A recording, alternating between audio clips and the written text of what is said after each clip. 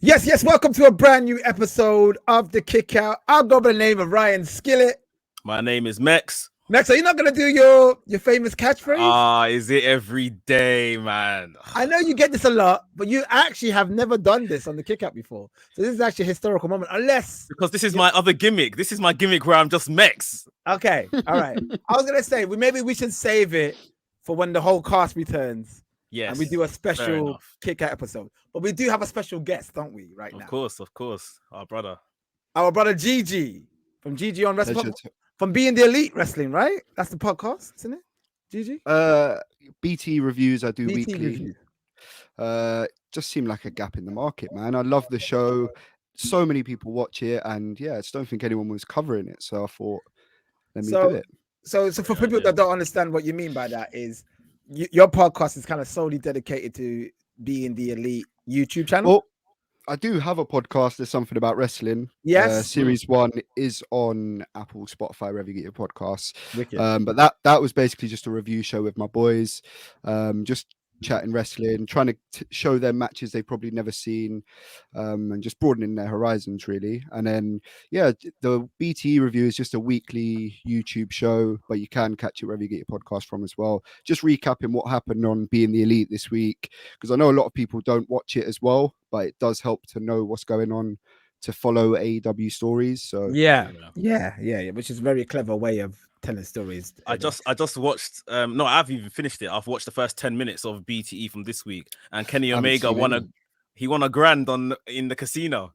To be fair, he won about $1,500 in casino. That's crazy. Yeah, these lot. Nick Jackson last week was just pulling up grands on the screen.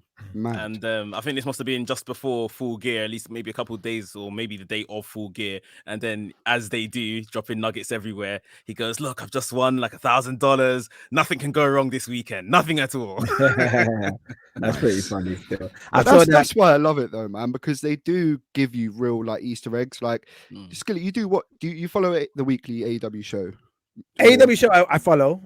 Being the Elite YouTube channel I watch here and there. I have to admit, you've actually GG, you've actually maybe watched a couple recently because of your Twitter page, and maybe watch something. Like, it's rewarding to watch. Like, so just like a little example is, obviously Hangman came out as the Joker, what led us to Full Gear.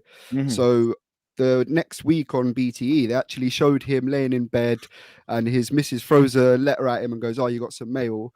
He opens it and he's reading the letter, and he's reading it in his own voice, and he's like pretending he's like had to remind himself, "You're not a member of AEW Human Resources. You're reading this in your own voice, just so it's clear." And then he basically gets an invite to the back to AEW, comes back to work, and there's a Joker card in the envelope. As an invite back. So just little things like that, man, that they cover off, the details that they don't even need to address, but they do anyway, because this is a company that does that. And that's why they're so revolutionary in this era of wrestling. And they're bringing the aspects of social media into the storylines, and they're doing things that's where that's where they stand out. That's where they are today, because they are definitely bringing a fresh feel to wrestling today. Max, do you follow the channel a lot? The BE? Yeah, I watch BT. I used to literally watch it like religiously every Monday. As soon I as used to watch a little bit of it back in the New Japan days. I used to watch a little bit. It was better then. It was completely better then, because it was literally just like the guy's travel vlog of living in Japan as foreigners. I thought it was so much better then. I kind of started flagging before Adam Cole came back, or shall I say joined AEW. But obviously when he joined, I started watching again, because Adam Cole again is like a member of that original cast of BTE when they were in Japan and stuff like that, ROH. Right. So yeah, that's kind of brought me back into it. And yeah, it's good. But even that Adam Cole stuff, Skillet. So you've heard the reports what they wanted to do with Adam Cole, like shave his head and turn him to a manager, put him with Keith Lee. So every week, Dark Order, Silver and Reynolds, they were cornering him and going, "Look, we think you just need to shave your hair or something," or and just getting onto him. So it's just a nice little jab. Shave your hair. They told him to be a manager. They told him to change his name. So all the stuff that reportedly WWE told Adam Cole, they're just playing it out here. That's pretty funny. Okay, cool, man. Cool. And we always ask our guests this question, Gigi. Your Mount Rushmore. Your Mount Rushmore of professional wrestling. My personal, or who I think is... Normally, it's Mostly it's personal. It's personal. I would say Hogan, Stone Cold. You know what's difficult is there's so many modern names that I would like to kind of throw in there, but put it in there, man. Bun nostalgia. Because obviously the go-to is your Flair, your Austin, your Rock. Yeah, right. Okay, Austin, Hogan, Samoa Joe, Taker. Okay. No, what am I doing? Where's Shawn Michaels? Hold on a second. Is Shawn Michaels your favorite? Shawn, Stone Cold, Hogan, Samoa Joe. Okay. That's a very unique Mount Rushmore. It's a good mix. Not surprised by the Hogans, the Shawns, or did you say Stone Cold? Yeah. And obviously, because I tried to what I've done there is Hogan was my first, not my first love, but my first, introduction, kind of. Yeah. And then it obviously went to who was next? Shawn, then Austin, and then into the modern day, you kind of say Joe. Joe is just one of my favorites ever. I can slap on a Samoa Joe match any day and just have a good time. For sure. Yeah, he's definitely a great. Okay, cool. And so that's kind of what your introduction to wrestling was. It were you like a WWE kid growing up? Man. Were you always like because I know today you're very much wrestling deep within all kinds of companies, but as a kid, were you like a WWE kid, or were you just a WWE guy? So mainly WWEFE at the time. Like everyone has that. When did you get into wrestling? But I don't know when, innit? Like it's just been. You don't have an earliest memory? No, like I can't even think of one because I start thinking of WrestleMania 9, but I would have been like one years old, so I can't remember. I can't remember. Surely, innit? Surely I can't remember it that way back. But yeah, I just never know a time when there wasn't wrestling on in my yard. Like my older brother watched it, and my dad watched it. Like me, Night Wars, flicking between Nitro and Raw, like so. Yeah, it's always been something I've just always watched, always loved. But yeah, I'm not too adverse with WCW. Something I want to go back to, like really deep dive into a bit more. But yeah. Yeah, definitely, bro. There's a lot of gems on there, man. Some good stuff. Historical stuff as well. And obviously New Japan, I've slowly like past 3, 4, 5 years maybe really got in deep with that and gone back for some classics and kept up to date. But yeah. If you can hear my phone going off, it's because of the group chat that we're all in. This wrestling group chat. Mex has caused that of his latest video. Put that on silent, otherwise we're gonna be going off all day. Yeah, I'm gonna put it on silent. But let's promote your new video, Max. This is what everybody's talking about in the group chat, the controversial video on your YouTube channel. Can you explain some of the listeners what's it about? We done a tier ranking video, myself, the guys from Wrestling's, Knowledge, and my good friend Paul. We done a video on ranking the greatest factions in wrestling. 15 names. These names are culminated from a list of, I think, 5 different sources I looked at.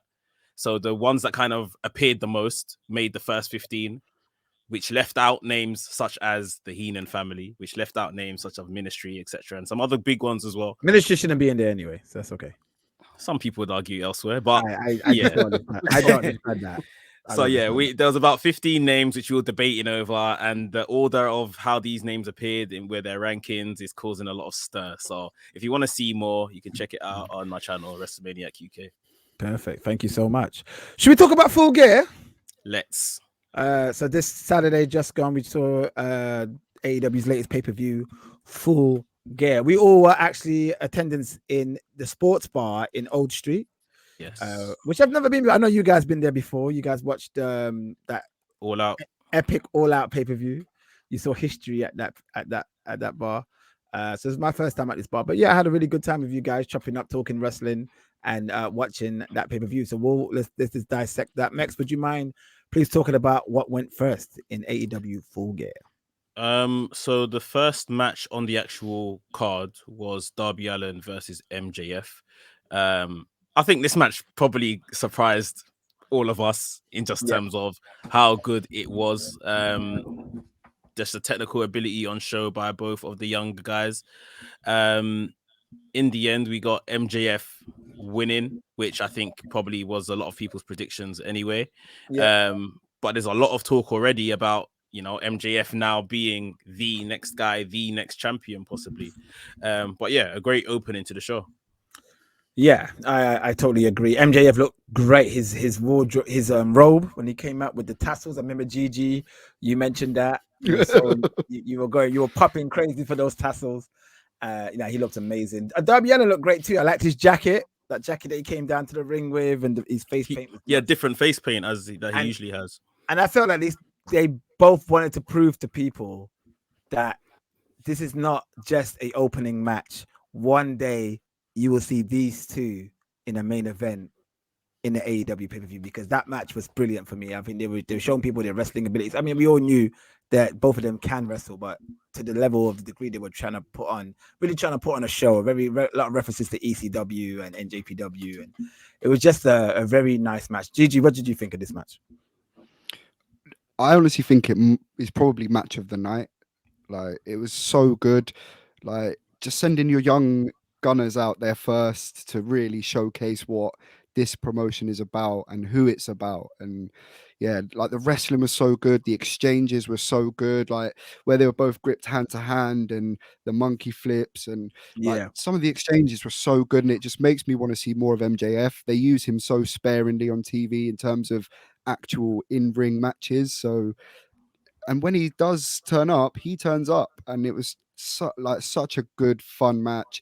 I love the ending. And to your point about, you know, them possibly main eventing one day, I think Mex, you mentioned it, didn't you, that I mean, last year's Full Gear, the opening match was Kenny and Hangman. This year it was Kenny and Hangman, the main event. So if we know the mind of Tony Khan, it's possible that he's got this mapped out maybe, and it's all going to come full circle again.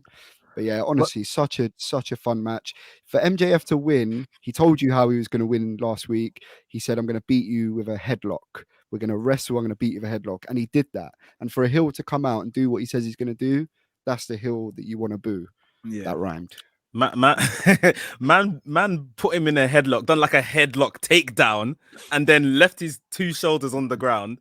And that was it. The match was done with his head. After hitting him with the boss, hit him with some sort of hit him with the knocks, and then put him in a headlock, and then no, it's the diamond ring, isn't it? Oh, was the diamond ring? Oh, was it the ring? I thought he had the knocks on. Okay, I may be wrong, but that's what he always goes for. Yeah, that's true. That's true. Okay, and I loved how MJF was selling the knee. The knee selling was really good. You know, at one point I really thought he actually really did hurt himself. That's the thing. We thought he was injured. But the fact that he damaged his own knee because he was trying to destroy Darby's back because Darby missed the coffin drop onto the apron. Like, come on, that's just good wrestling. Yeah, man. So yeah, I definitely was definitely one of my favorite matches of the night. Going forth with both men, what program would you put? Let's go with Darby first. After this, with MJF, I'm assuming they're not going to be feuding for a little while. So who would you want Darby to go in the mix with, and who should MJF go in the mix with? I think we both have the same idea with MJF, don't we? Yeah. But even still, I don't know how long it will be before MJF, like we assume he's going into the title picture. But again, that still is probably at least 6 months away or so. So he's got a lot of stuff to do. Wardlow maybe next for him, as they're teasing that. Darby, in my opinion, Darby's a tough one. He needs a big win. He's coming off losses to CM Punk. He's coming off losses now to MJF. He needs a big win. And it's not do or die or anything like that, because Darby is literally that kind of Jeff Hardy character that, you know, he could lose and still loved, still over. But I do think he definitely needs a big win against somebody. Do you know who would have been perfect for that as well? Mox. Who? Because it could have been another catalyst. Do you know what I mean? And you could sell that as if, you know, Darby's just that quick. You know, Mox is so intent on destruction at this point that he just can't catch him. I can't lie. I think Mox is a name, 100%, but I think Mox is too big of a win. It's too big. Maybe like a legend, an older statesman, someone like that. Else, he could then? Beat. Who do you think then? Jay Lethal's coming. If he adopts some type of heel persona, that could be somebody. But Mox is too big because he's still very, like you rightly said, Mox is probably going to be the first ever 2-time champion. So they still got plans with Mox. But yeah, Darby needs a big win. By hook or by crook, he needs a big win. So next up, we got the Lucha Bros versus FTR. This is one of the matches I was really, really looking forward to. And I'm not going to say it was a bad match. You were really, really upset by the end of it. Yeah, man. I just felt like it just started off a trend of what we knew was going to come, because we see this all the time with AEW, the near falls. And I know they're trying to do the whole New Japan kind of thing, but this whole near fall needs to be discussed, because it's now becoming a bit ridiculous now, especially with people who are doing the near falls are not anyone that is that stature that you could think, okay, yeah, they could take them type of bumps and then get up. A lot of them are quite small, so usually they should be done out by a few bumps and then that's it, but they kick out like they're Superman. So anyway, we'll get into that in a minute. But this match let me down a bit. It wasn't a bad match by any means. It's Lucha Bros, it's FTR. They're not going to put in a bad match at all. But the ending really disappointed me. Really, especially with what they did just before that stupid ending. Because that could have just ended it straight. And that's what they need to learn from this. Is that they actually had the perfect ending and they decided to do something stupid that didn't even pay off. Lucha Bros retained the titles. Gigi, let's go to you first. What did you think of this match? I was fairly disappointed. I think the ending was just, I don't know what they were trying to, well, I know what they were trying to achieve, but I think it's just a bit too much. Like the mask just came out of nowhere. Why wouldn't the referee, if he was, I know referees aren't the smartest, but why have you got a mask on randomly all of a sudden? Do you know what I mean? Like, just ask the question at least. Yeah. And I don't know about this too many pinfalls or kickouts thing. I think there was possibly one too many, but I think I said to you, Mex, I want to go back for this match just to understand or read the crowd's energy, because I'm not sure that I know which kickout you're referring to. It's the fear factor that led to the crossbody over Penta. Should have been the ending. I would argue though that he hit a bloody crossbody though, and that's not a way to end the match. Although it was off of the fear factor, Phoenix doesn't finish mans with a crossbody, and I think that is the point. That's a fair point. And for me, I don't think that was the ending before. Wasn't it like some sort of stump splash thing? No. No, so Penta had him in the package pile driver, didn't he? And then this is when everyone kicked off, I'm sure. So he had him in the package pile driver. Phoenix double stomped my man that was in the package pile driver and jumped into the crossbody. And then yes, you're right. And it was like a double pin, but obviously Phoenix was the legal man as far as I'm aware. So that was still a better ending than what happened.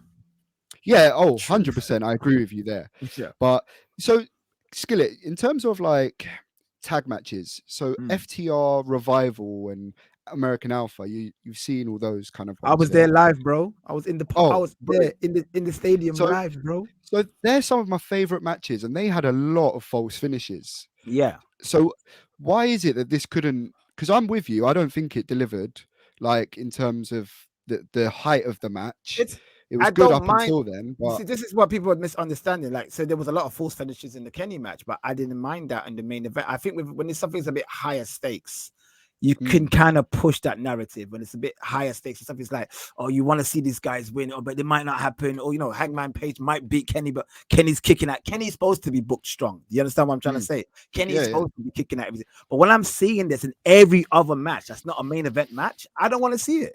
I don't want to see it in a random tag match. I don't want to see near falls in a 3-man hardcore match that's going on for 20 minutes. Like, that doesn't make sense to me. But this match was for the World Tag Titles. Yeah, so, but still, I feel like it's become a thing now. I think at that time when American Alpha and Revival was doing those things, when NJPW kind of popularized it, it wasn't that bad. You get what I'm trying to say? Now it's everyone and now it's overkill. Everyone's doing it. It's the style of the wrestling these days. The one thing I would argue in regards to this match, and wrestling doesn't make sense. We all know this.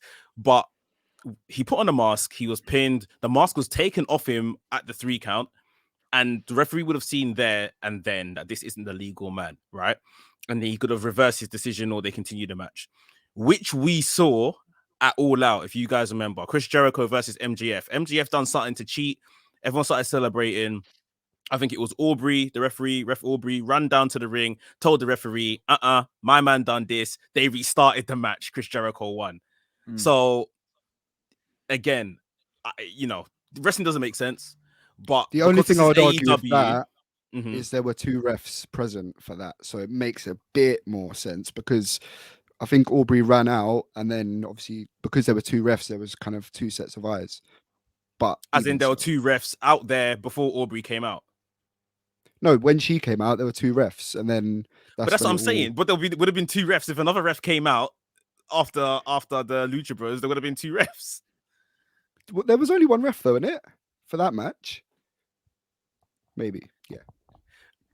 Ultimately, anyone could have just come from the back and said, "Yeah, that's not the legal man." Blah blah blah. They done it at the last pay-per-view. So again, this is just me holding AEW to a higher standard than something, say, a WWE would do and get away with and not even bat an eye at.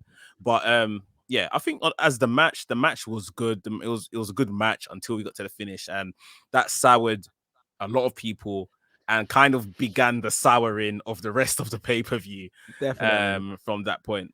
I feel like this should have been. I know we're jumping the gun early here because there's so many other matches we need to talk about before I even mention. I shouldn't really mention this now, but I just got the sense that I've got is this should have been Hangman Page's night, right? This really should have been his night. He deserved, with that storyline they've done for the past 2 years, he deserved a hell of a pop from that win. He got a pop, not saying he didn't get a pop, but he deserved a astounding. And I felt like a lot of wrestlers were a bit, I don't want to blame the wrestlers completely, but whoever booked that show missed the cue with spoiling Hangman's night, in my opinion, because there was first and foremost, there were so many matches. There was like a match that shouldn't even been there on there, which is a Kodi match with. It was probably about two. And why is every match so fucking long? Every match is long, bruv. And I felt like sometimes you got to learn to have quality control. You can't have everybody go out and have a 20-minute match. Sometimes you got to shorten things so people could be like, all right, this is a bit of a rest break. I can go and do my thing. I can come back, and then now I'm ready to watch Hangman Page do his thing. I just don't think the crowd ever got that chance to get really energized for that main event. No, you're right. I felt the crowd felt quite flat in at times. At least that's how it kind of came through on the TV to us. But yeah, in terms of the structure of the pay-per-view, that's a whole nother conversation. But like we said, we think it's down to, obviously, they only have 4 pay-per-views a year. They've got a lot of high-profile talent that they need to justify their wages by putting them on pay-per-view to help sell the pay-per-view. And then some of them, of course, will end up in mediocre to not necessary things on pay-per-view, like the Kodi match, like you said, probably at best a Dynamite main event. And to be honest, the way that match even panned out, there's been better Dynamite main events than that match. So but I think you've nailed it on the head. It's the booking. I think some of the matches just didn't need to happen, like you said. I know we'll get onto it, but the big old street fight, I didn't think that was necessary with the MMA fighters. I get, it's you're trying to get some mainstream appeal maybe with some other names, but I just didn't think that was necessary. That was supposed to be like the reason why they had that match so long, and we were supposed to be sucked into it for Jungle Boy. That was supposed to be Jungle Boy's defining moment where he's finally got his revenge on the Elite and can now move on. You get what I'm trying to say? But it didn't work. It just didn't work for me. Which is that the next match, by the way? Should we just talk about that? No. The next match was the Miro match. Miro. Oh yeah, let's talk about this. So did this only go 11 minutes? Was it this match? Because there was a match that went the Eddie really Kingston short, match. Eddie and CM Punk was 11 minutes. 11 minutes, yeah. Miro versus Brian Danielson. Max, talk to me about this. What did you think? Was it the right person to win and go over?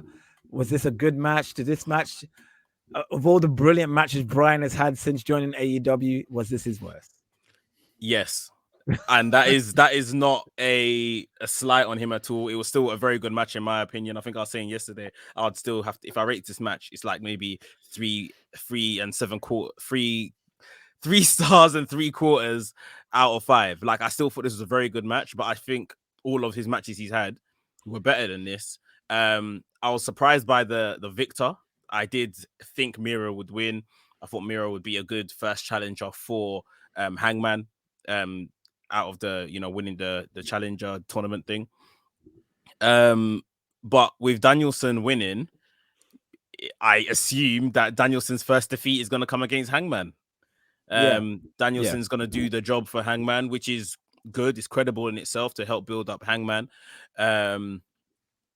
Miro, it's going to be very interesting to see where he goes now with his whole, blaming God persona and everything like that. Been very fun. Obviously, right now, he finds himself right back where he was after losing the TNT title.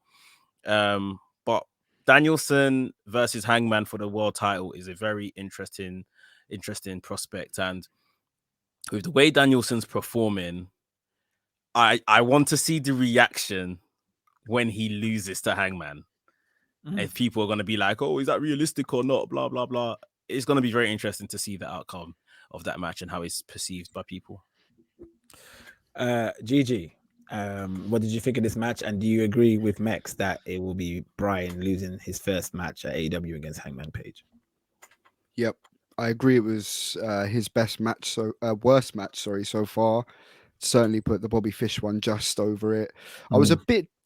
I think I had quite high expectations because this should be Danielson's bread and butter. He's that, scrappy underdog babyface that needs to come up, from getting battered. And I just don't think that happened enough. I don't think Miro stood on him and battered him enough personally. I popped for the, Miro just taking the hits hulking like up. Ishii would.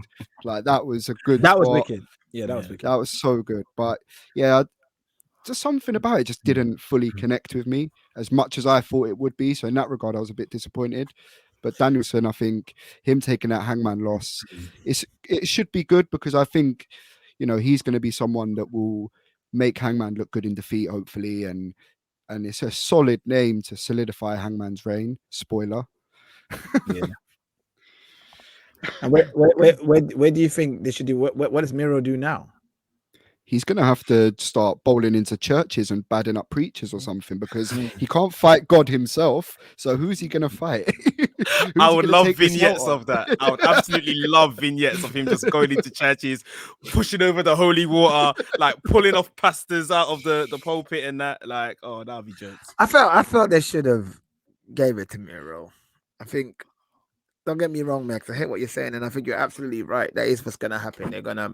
Brian's gonna help put Hangman over, and who better to do that? Of course, Brian. But I feel like to get a bit more main event heat, especially main event heat of the likes that we haven't seen before in AEW's main event spot, I think that this could have been a good way to just kind of catapult Miro as a main event. He doesn't have to win a title. I agree. Just be a main eventer, lose to Hangman Page, but stay in that same level going forward. But yeah, I guess Brian putting him over is a good choice too. I'm not going to argue with that. But how does Hangman Page beat Brian? Here's another question. Because we saw... No, actually, we'll circle back to that when Hangman Page, Kenny Omega. We'll circle back to that. I believe the next match, if I'm right, Mex, I'm probably wrong because I'm always wrong. Jurassic Express and Christian Cage versus... Your favorite match. Your favorite match. Oh, God, this match... hold on, let me double check how long this match was. This is a Falls Count Anywhere match against the Super Click. I need to see how long this match was because this match felt like it was forever. This is at least. Let's guess. Let's guess. So. Yeah, I'm gonna say 19 minutes. I'm gonna say 24 minutes. Oh, I'm gonna have to go in the middle and do 22 minutes then. Well, GG's right. 22 minutes and 35 seconds. I don't have to eat anything, do I? No, you're good, brother. That is predictions right. That is just a bit longer by a few seconds on the MJF match. Here's the thing: the Darby Allin MJ match was 22 seconds as well, but that didn't even seem long. Was what 22 minutes? You mean 22 minutes? Sorry, 22 minutes as well, but that didn't even seem long. I think the box match in this match though as well. So the Super Click match could have shaved 5 minutes, at least off that match, because it's a Falls Count anywhere. I understand the madness of moving around the arena and all of that kind of stuff, but it was still at least 5 minutes too long. Let me tell you, let's look at the times of these matches. Yeah, MJF Darby Allin 22 minutes and 6 seconds. Lucha Bros versus FTR 18 minutes and 36 seconds. Daniel Bryan and Miro 20 minutes and 6 seconds. Christian Cage, Jurassic Express versus the Super Click, 22 minutes and 35 seconds. Cody Rhodes and Pac versus Malachi Black and Andrade, 16 minutes and 52 seconds. Britt Baker versus Tay Conte, 15 minutes and 24 seconds. Punk Kingston, 11 minutes. Inner Circle versus American Top Team, 19 minutes and 52 seconds. Hangman Page versus Kenny Omega, 25 minutes. The only match that probably deserves that kind of time. What are they doing, bro? This is my problem. Give MJF and Darby another 5 minutes. Give Kingston Punk another 5-10, and then you can just take away the Pac match or whatever you want to do. And let's be honest. Let's be honest, the Punk match is only 11 minutes because of Punk, because of his stamina still rebuilding and stuff like that. How long would it have been if he was, fully ready to go and stuff like that? That's true. I mean, it's a pay-per-view. I get it. It's a pay-per-view. This is their big one. They're not having another pay-per-view till February, so they're giving people their money's worth, for at least what they think. But it's a Falls Count Anywhere match. It's going to be a bit mad at times. They're going to move around the arena. What did you say it was? 22 and a half. Make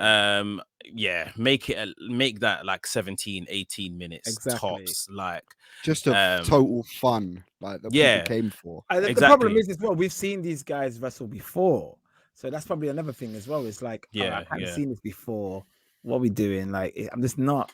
I wasn't invested in it like I should have been. Literally, you could have just done Adam Cole, Christian Cage solo, and Young Bucks, Jurassic Express in a normal tag team match. Normal tag match would have made a bit more sense. Since All Out, we have seen these guys all involved in this through one iteration or the other, whether it's Adam Cole versus Jungle Boy or Jurassic Express versus the Bucks or whatever the case is, since July. Literally since July. So it's got tired, isn't it? It has. Yeah. And there were just too many near falls in this match. There was like, they were doing so many things where you felt, all right, that's game over, that's done, and they're kicking out. And I know, Gigi, you brought up the good point of somebody's breaking out another count, another one's pinfall. It's not like they're kicking out, but it's probably as bad because nobody's getting knocked out for long enough. You know what I mean? I don't know. I just felt they just it was just overkill with how many kickouts in this match. It was overkill. Like there was some good spots that they could have just very much. If you just kept it to the Luchasaurus spot with the Luchasaurus doing a freaking shooting star press off the ramp, the knee pad spot. Like you could have just had those few big spots and trimmed some fat off it.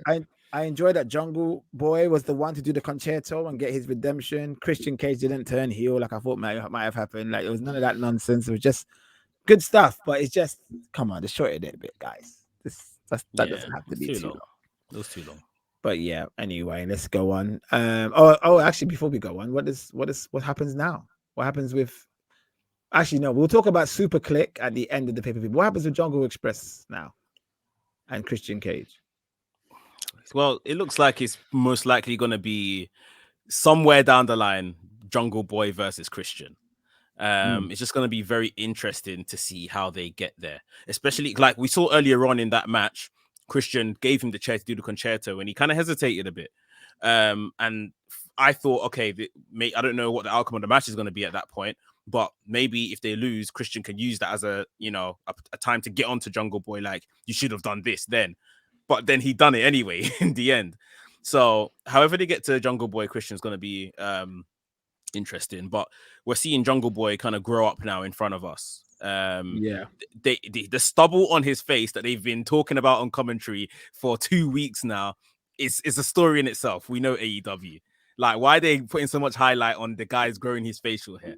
So we're seeing him grow up. Such a smart little way, in it. So smart to just have that small aesthetic to change his character just slightly. Yeah. Like, it's such a good detail, man. It's going to be interesting to see how he matures in front of us. Definitely, and I got high hopes for Jungle Boy. I think he's going to be a huge star going forward. Very good. So yeah, he is really good. You can't deny that. Next up, the match that nobody really cared about: Cody Rhodes, Pac, Malachi Black, Andrade. I mean, the booking didn't even make sense to me in this match.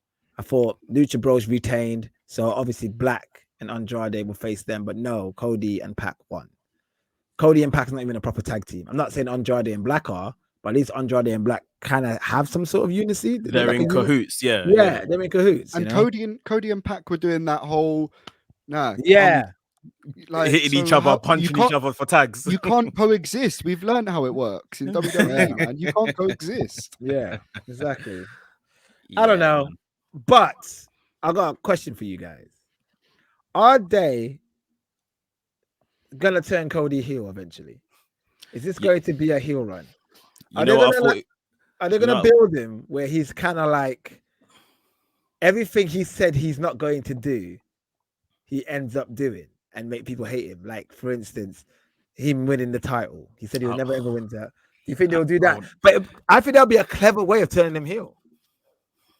I want to see that personally. I want to see him turn. I want to see him win the title, rub it in everyone's faces, blow even more pyro than he already blowing on his entrance. Exactly. I want to see it all personally. I love how you guys mentioned that as well on Saturday, the pyro, because I've seen him with the pyro, but I never really paid attention to it.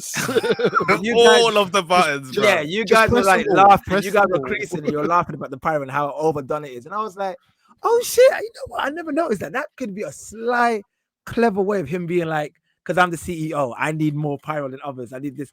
That's the Cody they need to do, man. Already deep it.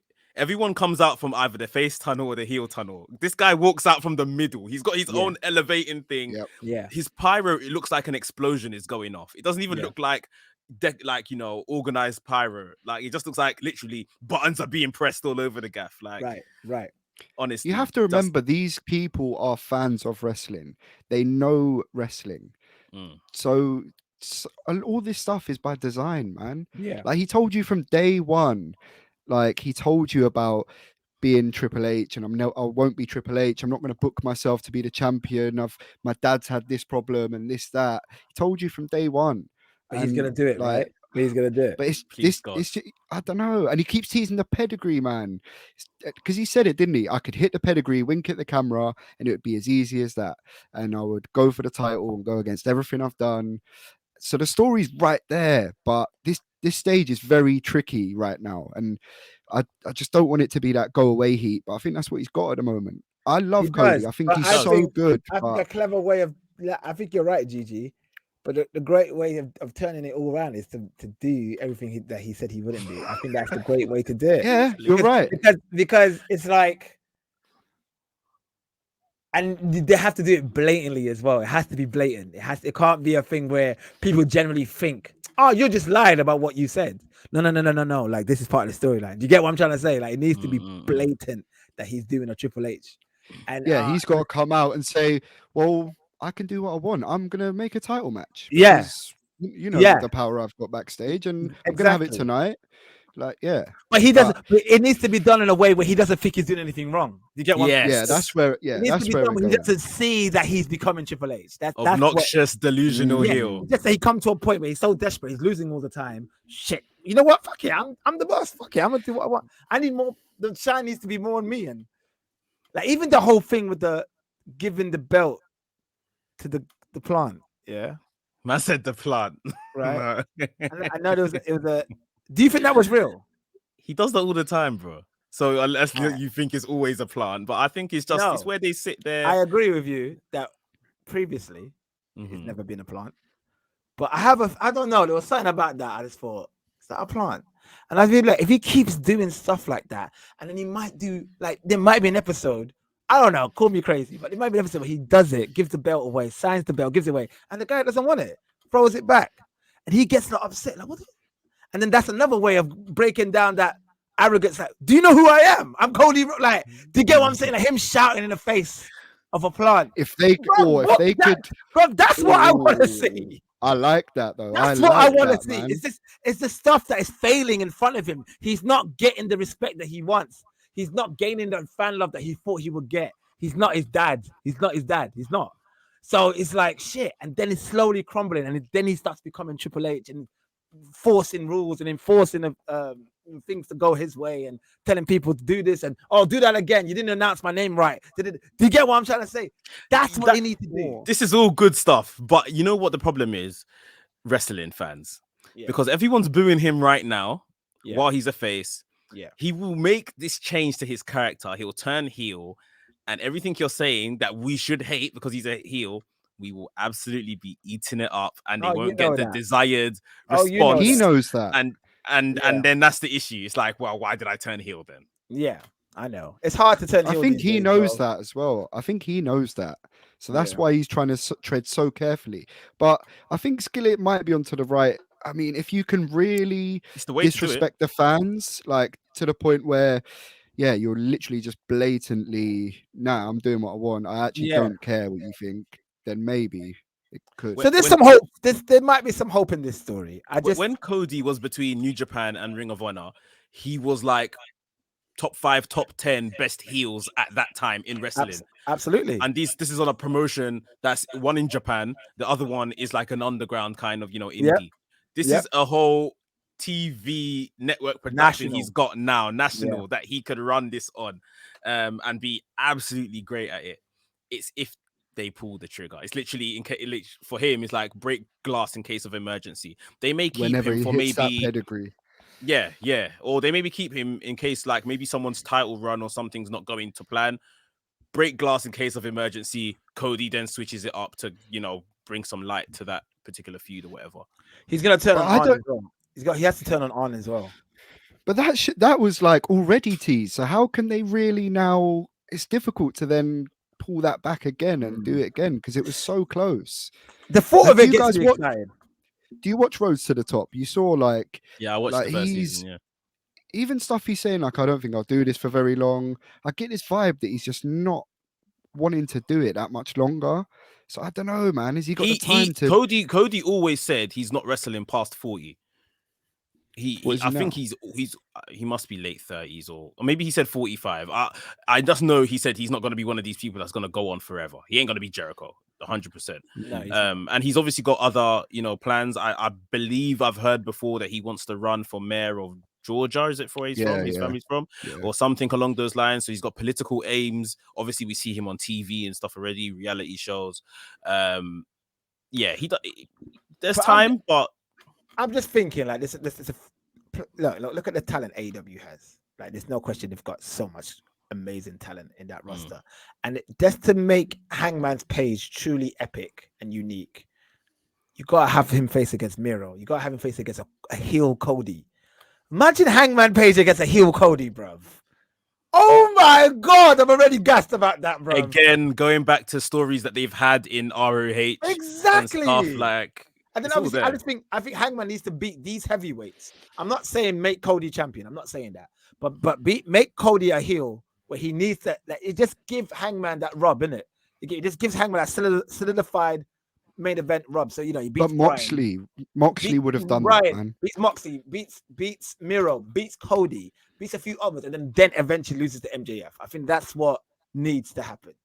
And this is personally, I know everyone's saying MJF against Hangman and MJF will eventually become the champion, but it's very much the same with Kodi in terms of that kind of nuclear heat.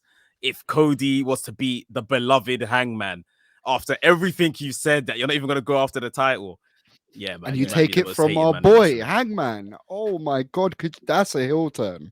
Ooh, that's how you book it. Exactly, and that is a great heel turn if he takes it off him. Wow.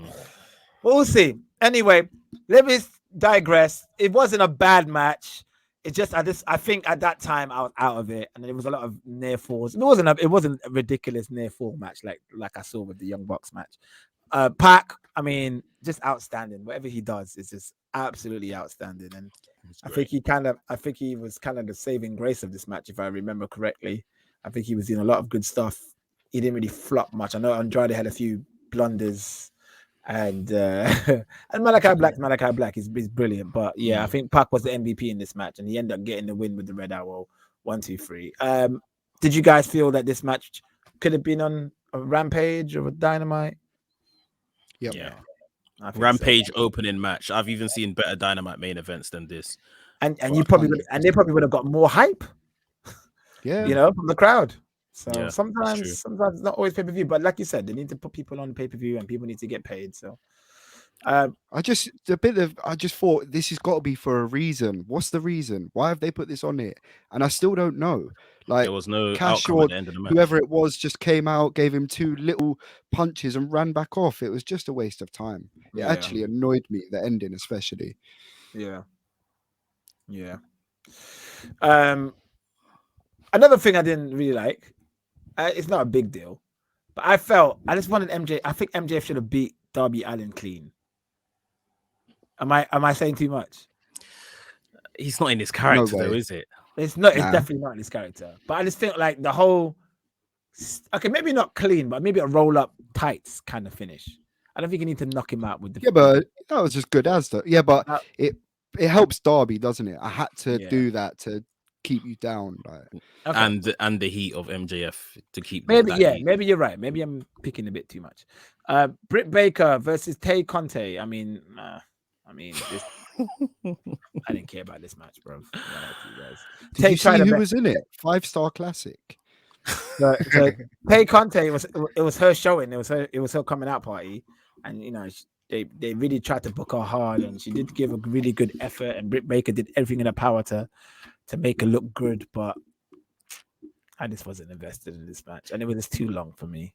Bro, like we said yesterday, about 20 months ago, Tay Conti was fighting for her NXT career in terms of she had been released already once. She got a contract to come back, didn't work out. She left again when the mass exodus releases started. She joined AEW. She's went hard in the paint, getting her reps in, everything dark elevation. She's got her way all the way to a pay-per-view in 20 months against the world champion. So absolutely nothing but credit to her, and she's actually very good. Yeah, she is. Absolutely. But yeah, she was just never going to beat Britt Baker. Like we said, unless something went wrong in the ring and they literally had to call an audible, like Britt's injured, we just pin her and we'll sort this out later. There was no way she was going to win this match. They booked her. This is what annoying me as well. Tay was booked too strong for Britt to be kicking out as well. Britt kicked out so many things that could have ended the average woman, and I just felt, don't do too much. She's not the average woman though, is she? She's the champion. I guess not, but nah, bruv, I'm done with this whole near falls thing, man. I swear Tay Conte done like 5 specials on her, and Britt kicked out all of them. And then put a freaking meaty hand claw down her throat, and it's over! It's over! I'm like, come on, that's man. A good finish, man. Nah, man, fuck that, bro. That's a finish that anyone could get out of. Well, the rings of Saturn. Bite your hand blood. Bite your hand blood. Come with me. Abaddon did that. It's anything, bro. What I did no, it wasn't that match. Britt did the whole thumbtacks in the mouth thing. That was another match, wasn't it? That was like 2 weeks ago. Jungle Boy.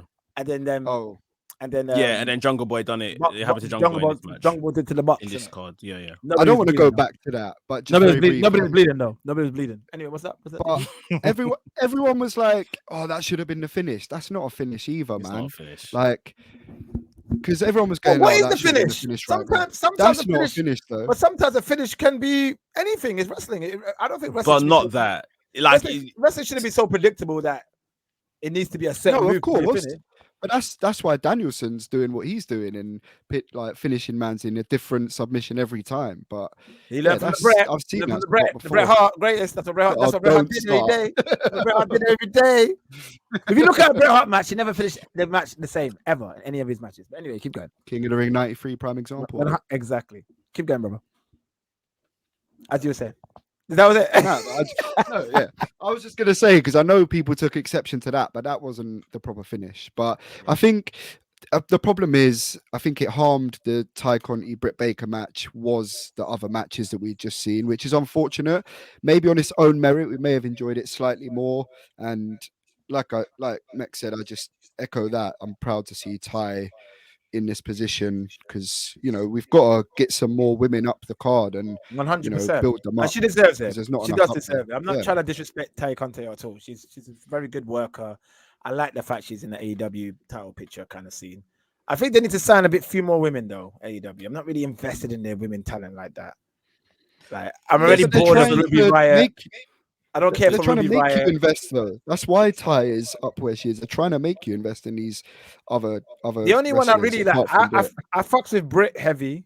I think she's dope. Yeah, she's amazing. But everybody else, Britt, because they're not building. They're not building the characters, bro. That's the thing.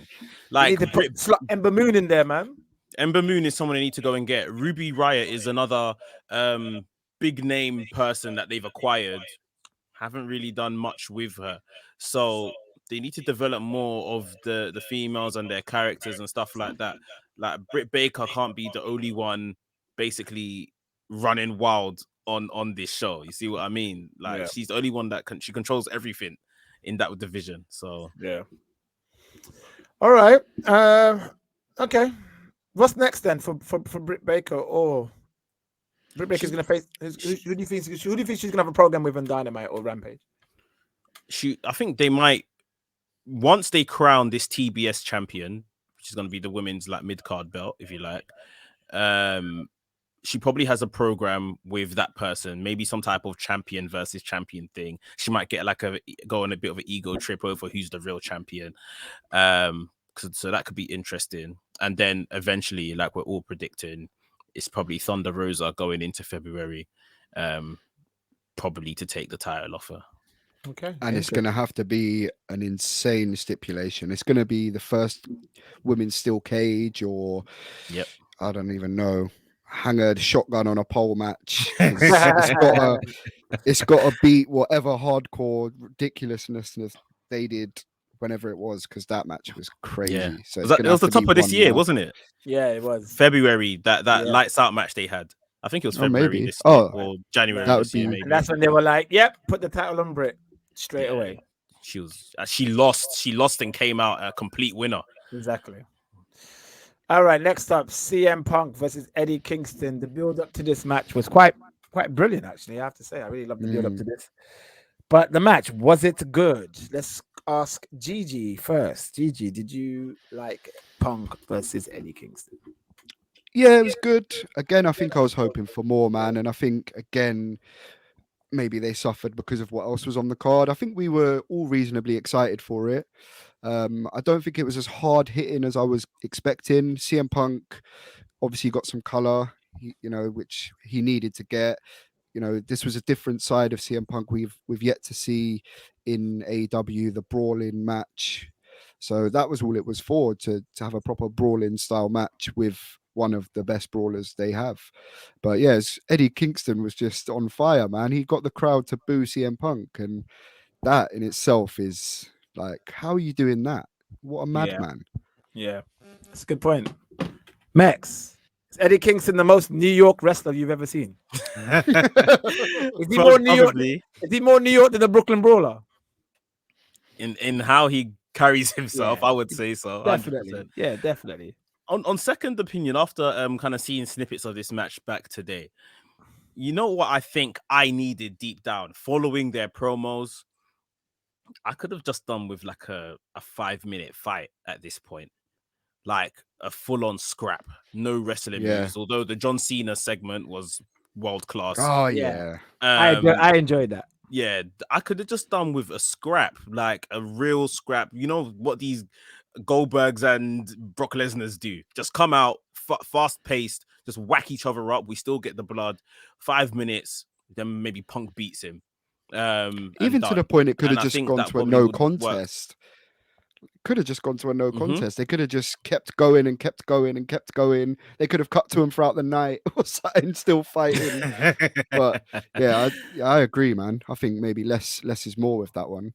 Yeah, I agree. I felt I really like the start of it when he knocks out Punk, and I thought, oh, this could be a different kind of match, and then it just we all shot up out of our seats at that point, and then by the time we had blinked and sat down, Punk was beating him up on the outside. Yeah, exactly. Like, what? exactly. And I felt that, like, it would have been good for that match to kind of address Punk's UFC run. You know what I mean? And how it didn't really go well for him, and him being involved in a fight, he still has a struggle. Not a wrestling match, a fight. And that's how I would have booked it, because you could always have a rematch and Punk win the wrestling match. But when it comes to a fight, Punk's not going to beat Eddie Kingston, and that's what they should have done. But they didn't do that.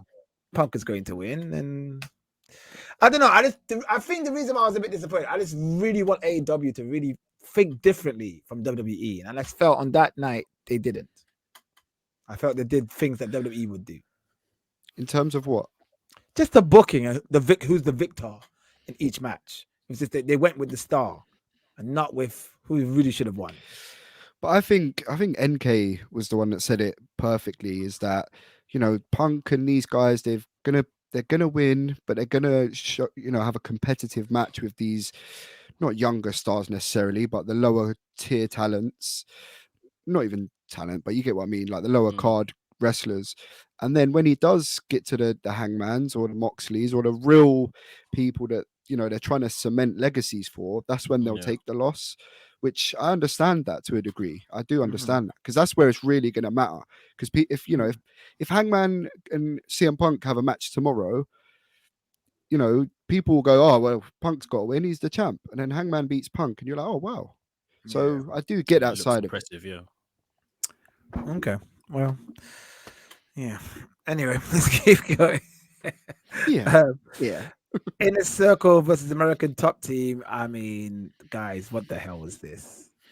This should have been a lot better than what it was. Just for the sheer fact we were given a street fight with MMA fighters.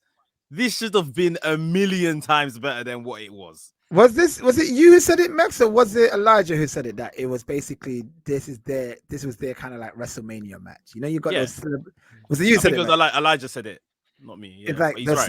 You know, you got those celebrity WrestleMania matches. It felt like that. Yeah, and it was a bag of shit. I'm sorry, this was a bag of shit. But this is what, like, there's levels to this, because there's been some messes of WWE WrestleMania matches, including celebrities. But for instance, I'll use one from recent memory involving Ronda Rousey and Kurt Angle versus Triple H and Stephanie McMahon. I thought that match was fantastic. That might have been one of the matches of the night. And that's usage of someone from MMA. Ronda went in there several times and beat up Triple H. Yeah. Like, and that's what it should be. Like, Jericho shouldn't have any chance. Shaquille O'Neal and Jade Cargill. That was actually quite good. Very entertaining. None of these men should stand a chance if it's one-on-one with Julio Dos Santos or anyone. None of these men should have a prayer. Thank you. Let's not be stupid. Let's not insult our intelligence here. Like, these men will get pumped up differently, bro. Differently, and then they got my man doing moonsaults, bro. The only man that should he was been able to. He was loving it. The only man that should right. He was like a kid in a candy store with that moonsault. Loving it. But I think he was confident because remember, like a week or 2 weeks ago, he's had the wrestling match, so he's got that initial one out of his system. Now he's probably more confident in his zone. Obviously, Hager has his MMA experience. He should be the only man that can chat to these lot. But again, on the flip side of things, in WWE, Ronda Rousey had Stephanie McMahon not wanting to be tagged in at all. And when Triple H was like, okay, no, I'll take you on, she snuffed him. She had him backed up in the corner. And obviously, it's all still worked punches and all of that kind of stuff. No, but it worked out. That's how you sell. That is how you sell who you're up against. Triple H was selling like a mofo in that match, boy. You were selling like a mofo. And then Julio Dos Santos stands in the ring with Chris Jericho, and Chris Jericho's like, yeah, let's throw hands. Like, bro. What? But they just like I think we've said it a couple of times now, Mex, but we don't like they didn't even need to book themselves into that position. It could have just been a lumberjack match. It could have just been, you know, a TNT title defense, which is what this is all really going to amount to. You know, Sammy Guevara had a brilliant showing as well, but that's what it's all going to bubble down to, is Sammy Guevara probably versus one of the men of the year. And unfortunately, I don't even think the names of Andrei Arlovsky and even Junior Dos Santos, they're not massive MMA names anymore either. So even you're not even really benefiting that way to an extent, I don't think, because they're not. You're right. They're not household MMA names. Jorge Masvidal, the pop he got, he's a star. You teased him and Jericho, but yeah, he wasn't about. So, and they moved the pay-per-views around, so surely Jorge Masvidal could have possibly turned up. Well, apparently he's injured, but the way they do the. Sorry, go on, Skillet. No. You go, Max. You go. I was just saying the way they do the stadium stampede matches, and obviously we're not in a stadium, but it's just pure madness and chaos. That is what the Minneapolis street fight should have been, within the arena and all of that kind of stuff. You could have pre-filmed it too, if you had to. If they wanted to do that, they could have done that. And then obviously the Super Click match, which was the Falls Count Anywhere match, they contain that a bit more and just make that a Falls Count Anywhere around the ring sort of thing, because that basically turned into a no disqualification brawl all over the gaff. So yeah, they probably got the booking wrong between those two matches. I guess they didn't want to do two similar matches, but yeah. The whole thing was. What I was going to ask was who won this match, because I thought wrong. I thought Dan Lambert got a pinfall. Chris Jericho put away Dan Lambert with a frog splash, remember? Oh yeah, the Eddie Guerrero tribute. Yeah. And that was a great frog splash, by the way. Yeah. Okay. Yeah. Fuck. No. No. Again, like, even if you had just taken this match and built to maybe, you know, double title match, FTR, Lucha Brothers, AAA titles versus AEW titles, do a 2 out of 3 falls or something, give them more time to really tell the story, but then there would have been too many false finishes, I guess. Yeah. Exactly. You're definitely right about that. All right. And then let's go to the main event. The match that we all were waiting for, the match that everybody was waiting for. Kenny Omega versus Hangman Page. Yes. This was a great main event. I have to say, this is really nice. I really liked both men's ring attires. I liked both men's entrances, especially Hangman Page's when he's on the horse in the streets of Minneapolis. Mex, let's go to you, man. What did you think of this match? And did this exceed expectation, or did it slightly let you down a bit? As for the match, I felt it was fine. It was absolutely fine. It was a great match, but I mean, in terms of, I know both men can do better. It was just absolutely fine to tell the story from a guy that was once, you know, relying on drink to get him through, low confidence, etc., to a guy that was now very confident that he's not leaving this match without the title.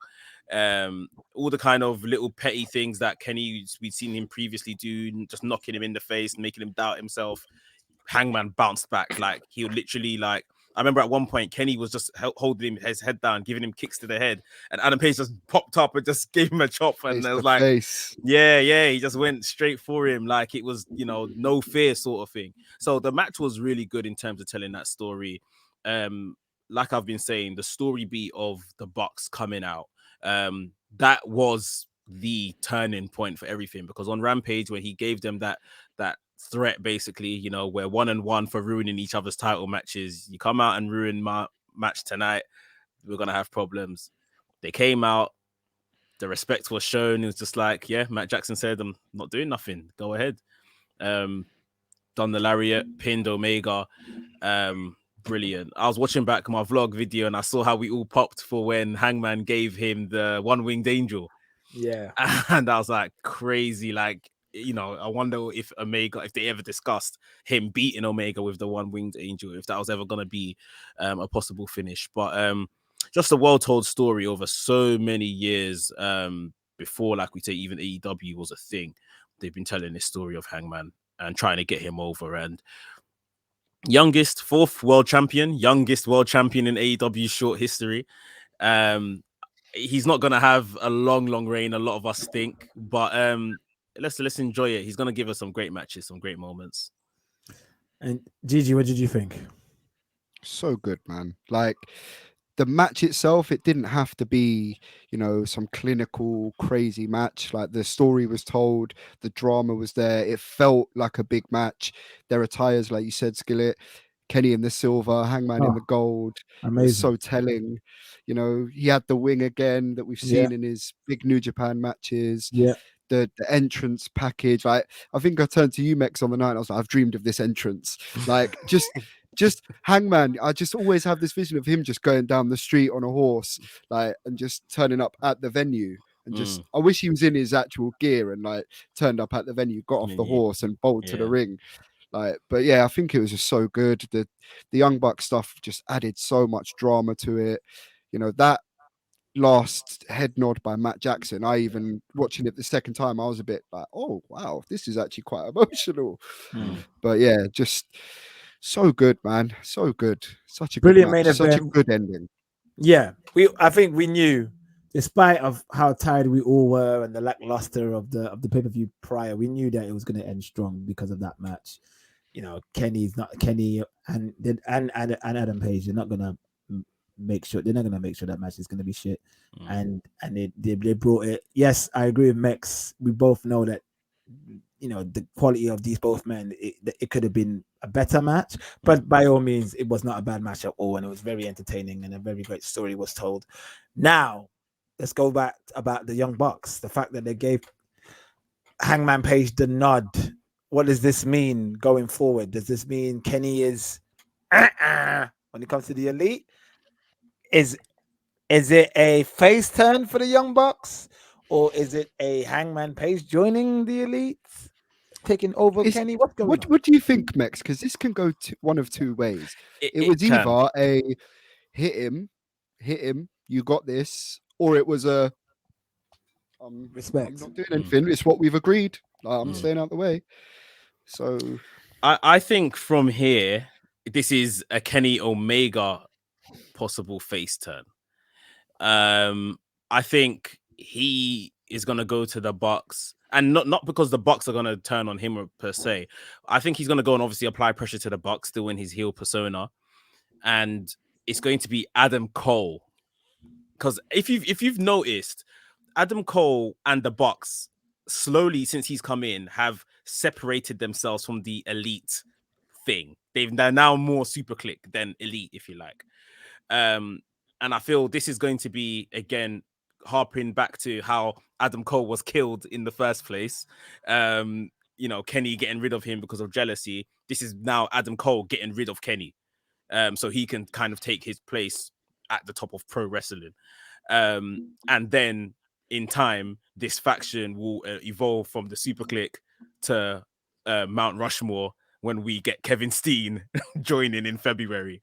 That's all my wild prediction. I like that prediction, Max. I like that. That's what I think. It's not even wild, though. It's not even wild. Not even wild, but also you also have to remember Kyle O'Reilly's contract's probably expiring as well.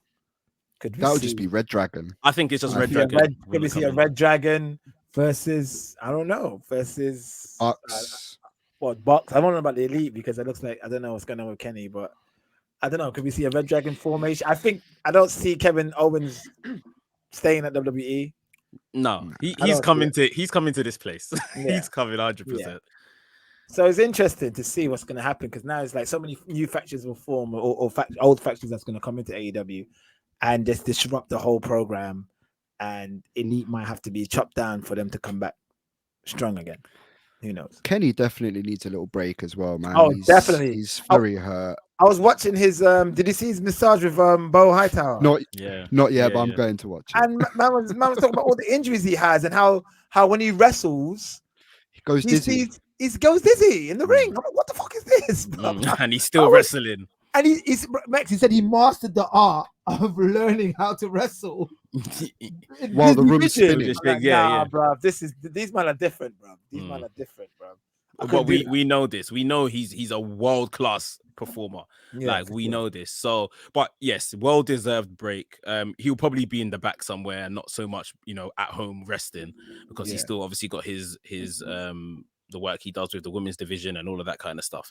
But yeah, definitely find a way to basically write him off TV for a period. If this wasn't it, if we haven't seen it already through what happened in the main event. And then, yeah, it's like I said, it's almost that reverse now of them getting rid of Adam Cole because he was jealous of Adam Cole's success. Adam Cole now finding a way to get rid of Omega. Do you know what's nice? A nice parallel as well is that Kenny had a long fall after, it was the Mox defeat, wasn't it? Where he was trying to go for the title. Because Kenny was close to the title and then he kind of fell and then had to find this new persona and go heel. He's going to have another real big fall, but this time he's going to come back up as a face. And I think, as someone said it, I don't know if this is 100% sure, but Kenny has never beaten Ibushi, has he? Apparently, I thought he had. No, he's never been called. But Hangman, his former partner, beat him. So that as well is a whole story to be told. They've got to bring in Ibushi. When Ibushi has rested himself as well, Kenny and Ibushi needs to happen. They need to end this story. Did you see that sign where someone says, "What would Kota or Kota world class?" Now, if there was any plant in the world, I thought that was a plant because the way that was dead and center, I thought that was brilliant. But that might have just been. Did Kenny acknowledge it? You know? Kenny didn't acknowledge it. Kenny looked at it and was a bit. It looked like he was a bit taken back by it. And then he had to try and pretend that he didn't notice the sign and kept it moving. The cameraman acknowledged. So Max might be onto something there. You might be onto something there. One thing we forgot to mention: a new signing from AEW, Jay Lethal, baby. And that's Anafi and I were talking about earlier, and we mentioned on Saturday while we were watching the pay-per-view, we said AEW need a black main eventer. They need a black star. And I know a lot of people in the room were saying Keith Lee, and I understand that. I totally understand that. But I was thinking more of the ilk of Jay Lethal. And the fact that they actually signed him proves to me that he will be the first black AEW champion. And I'm so happy they've got him. He deserves it. That man deserves to apply his trade on the national stage. I know we've all seen him in different companies and we all know about his work. But there's a lot of people who watch All Elite Wrestling that don't know about his work. Do you get what I'm saying? And Jay Lethal needs to be in this company with these people, and he deserves it. And I can't wait for him to show what he can do. I'm happy for him. He probably doesn't have long left either. Yeah. I'm happy for him. Like you said, this is someone that's basically done the rounds although he's of a high level, he's done the rounds at a lower level. He's never been on consistent national TV. Exactly.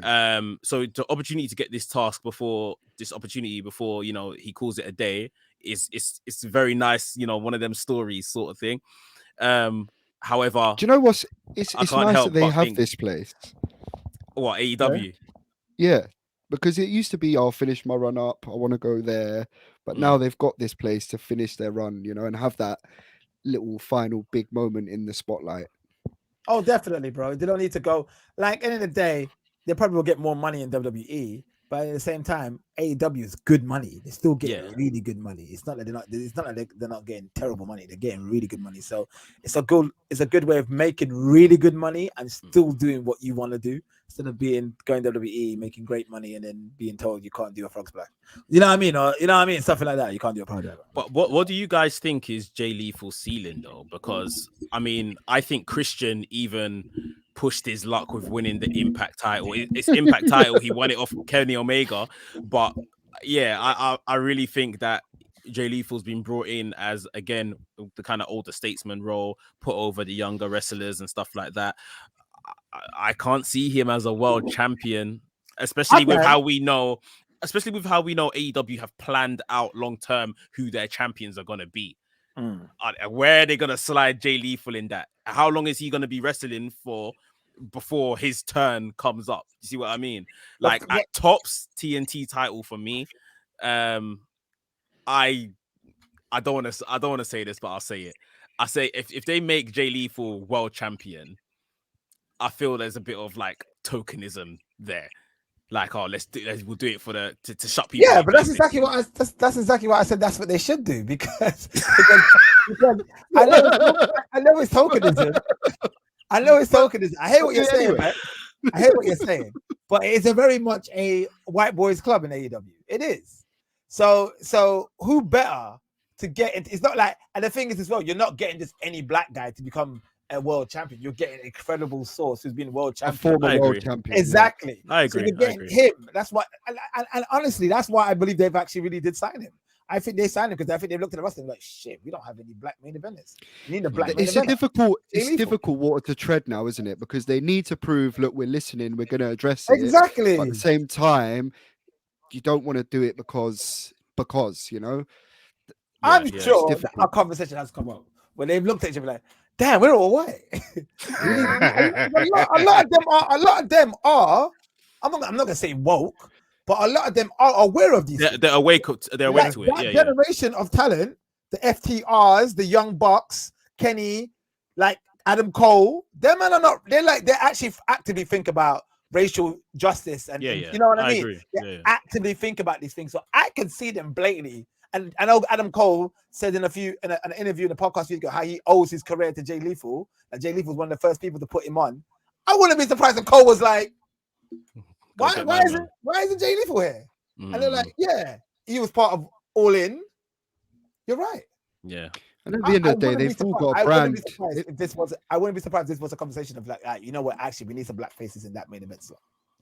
It's a brand they've got to represent as well, man. Exactly. So they have to do something, whatever it is. But you know why they've brought in Jay Lethal? Why is that, brother? So they couldn't bring in Ric Flair, and who does a very good Ric Flair impression? The best. Gigi, he does the best Ric Flair. I have never seen Andrade's new manager. Andrade's new manager. I have never seen anyone do a better Flair impression. This is spot on. I was like, what? When I first heard him say that, I remember the Macho Man one back in the day, but when he did Ric Flair, I was done.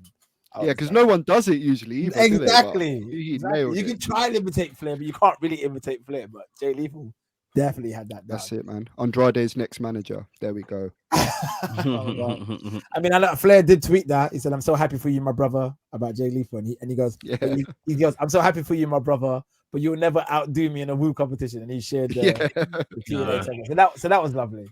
That was lovely. That back and forth. That was a classic, bro. That's a classic. That's probably the best TNA things. Best things TNA's ever done. It just makes me laugh thinking about it. Exactly, bro. You just smile at it. Taking off their jackets. When he did the elbows. Gigi, let me tell you something about those elbows here, bro. This is how much of a Ric Flair fan I am, man. If you're a Ric Flair fan, you understand. Bro, in WCW, Flair, there was a time in the mid-90s where Flair just went mad, bro. And he just thought, fuck it. He was always mad anyway back in the 80s, but he went, I think it was the fact that NWO was taking all the shine. He wasn't really getting as much love as he used to. And the promos he would cut with me and Gene were like the best. He'd take off his clothes, elbow. Yeah, wasn't that when he came back to the Horseman, wasn't it? Yeah, came back to the resurrected. That's when he resurrected the Horseman, and he had that shoot interview with Bischoff when he told Bischoff to fire him again. That was a shoot. If you look back at that anniversary when Ric Flair comes back, bro, watch that. It's an amazing promo. Ric Flair hated each other, bro. He wasn't even. He said to Bischoff, "Fire me. I'm already fired. Fire me. You can't fire me. Fire me. Fire me. You can't fire me. I'm already fired." Like he was a proper shit because they hated each other. But anyway, when Flair used to do the elbow, me and my boys in secondary school, bro, used to take off our clothes, our school uniform. We used to get detention over that shit, bro. I used to get detention. Bro, Flair was my guy. Your own clothes, bro. I'm not even joking, bro. So when Flair, how are you getting detention for battering your own clothes, man? Bro, I used to body slam my school bag, body slam it, pass off the concrete wall, and do a knee and roll over. Like, listen, Flair was my guy. But yeah, we used to get in trouble for that. But so when Jay Lethal did that, I was like, yeah, see, man, that's real homage there. That's not you don't do a homage if you don't do that with Flair. So, but Gigi, thank you for joining us. Before we actually sign off, let's rank Full Gear. Mex, I'll go to you first. Out of 5, what are you going to give Full Gear? 3.5. 3.5. Still a lot of very good wrestling. Obviously, some of the finishes were a bit questionable. But it was all for the story that we got in the main event. Saw Hangman be crowned champion. The way it was done, brilliant, very good match. And looking forward to what comes out of it. So yeah, 3.5 out of 5. Gigi? If we're giving half points, I would give it 3.5. I think I gave it a 3 before, but 3.5. There were some real high highs and some lows that I think kind of balanced out the whole card. I think there was an issue with the booking that we've obviously discussed. The ending is obviously just such a high in itself, a wrestling high that, yeah, just 3.5. I think the Derby MJF is my match of the night still. I agree. 3.5. I'm gonna say 3. I won't say 3.5, but it wasn't a terrible pay-per-view. And then now that I've had time to kind of digest and dissect it a bit more, maybe I was going a bit mad, but I just felt there's a lot of things AEW need to do to kind of better there, especially booking wise, match wise, quality matches. You know, AEW's got that in abundance, but I think they need to just a bit of quality control going forward. I mean, then again, you know, they did such a great job with the past pay-per-views. Not every pay-per-view is going to be a hit, so they're allowed to make some mistakes. You know I think an idea would be maybe the weekend of a pay-per-view, they have like a 2-hour rampage before the pay-per-view, and some of these other big matches, quote unquote, the Codys and Packs and tag matches and stuff like that, which shouldn't really be on the pay-per-view, can take like a spotlight in the episode before the pay-per-view. Great idea. And then just leave the pay-per-view for, you know, what should be on a pay-per-view, basically. Just a condensed, rather than 10 matches like we got over 4 hours. You know, if you have like a 3-hour pay-per-view that has like 6 top quality matches, definitely at least another woman's story going on, because another woman's story should be on the main card, not just one under title. I think that could be a way to get around it, but it's all learning. They're 2 years old, ultimately, this company, trying to fit, you know, all of their talent that they're acquiring into just 4 pay-per-views a year. So it was going to take some time to learn, but yeah. That's a good point, Max. Okay, well, Gigi, thank you for joining us, man. Thank you, and you're always welcome to come back, brother. You're always welcome to come back, and I want to say thank you for always supporting us and sharing our content online. And we'll promise to do the same on our end as well and share your stuff, because you've got a really good content show as well. So please, for those who want to find out more about you, please give away your socials. Let them know where they can find you. At GG on Wrestling on Twitter, search GG on Wrestling on YouTube. Come and follow me, man. Gigi's he's a good guy, man. Me, Gigi, Max invites myself, Gigi, and shouts to Cam. We'll get Cam on the show eventually. Actually, we should do an episode with all 4 of us. That would be fun. That would be a fun one. And we'll do some games and stuff together, so make it a bit more fun. But yeah, we do a thing on Max's YouTube channel, WrestleMania UK, where he does what's it called? Out of 5? Break it down. Break it down. Amazing show where Max comes up with this great concept where we rank wrestlers out of 5 when it comes to aesthetics, wrestling style, legacy, you name it, just promo, everything. It just, so check out Max's channel on that one. We have a really lovely, great fun chats. Don't get me on that tier 1 Max, because I'm gonna lose my mind if I go on the tier 1. So. You're coming soon, don't worry. I'll come soon. I'll definitely come soon, but I think I need a little bit of, I need to kind of calm down a bit, but yeah, it's wrestling passion. And we need to do another break it down so you can put me over this time, because bro, the job out to you. Bro, you need to get revenge on me, bro. That's what I'm saying. That's what he's saying. You need to put me over. Sorry, yeah. I need to go for a punch. You duck. Grab me. You got RKO or something. RKO. Definitely. Do a belly. Oh, shout outs to Bronson. Bronson Reed. Yes, he's in NJPW now, isn't he? Yeah, John. I didn't get to see. Haven't watched it. When you say, man, I didn't get to see the Okada Buddy Murphy match yet. I'm watching that after this. I'm watching that. Have you seen it, Max? Not yet. No, I turned it on to watch it today, and then my missus walked in and said, "You're always watching wrestling. Go and feed your son." So I went to give him his lunch. So I thought, you know what? She's got me there. I spent 5 hours out with you lot on Saturday night watching wrestling. I spent Sunday editing content to put out. And then today she got me. So I said, you know what, love? She gave you the sweet chin, bro. She gave me the sweet chin. Yeah. Literally. I literally said, I'm sorry. I love you. Let's go. Yeah. I love that. That's a good woman right there. Yeah, I'm still to watch it. All right, guys, listen. Thank you so much for joining me tonight. And we'll do some more episodes coming soon. I'm trying to get Shotty on here. And also, Max, we're trying to get your girl from across the pond. Hearts? Oh, Hearts. Trying to get Hearts in here. We'll do that. Gosh. Yeah, that's gonna have to be a 2-hour special so she can really talk her shit, boy. You see how she's about to let off. No filter. You lot think Sam is bad? Oh boy. Really? we need to get Sam Blacks on here. Sam Blacks has got some controversial takes, boy. I don't know what wrestling he grew up watching, boy. I think Sam Blacks must have watched Heat. You get me? Velocity and them things. Us man were watching Raw and Nitro and them things. And watching SmackDown. I think Sam just watched Heat and Velocity. Just midi and verse for Viscera on that. Yeah, going on like that was the best thing ever. Because man talk about Ministry of Darkness, and I'm like, brother, are you serious? Are you okay, brother? I need to get this man on the show because I need to talk to this brother. Seriously, I'm like, Undertaker's a legend, bro. But come on now. Not everything he did was great. He loves it. But anyway, we'll talk about that later. Love you guys. Thank you so much for joining me. And we'll do this again. Tune out, brother. Take care, man. Thanks.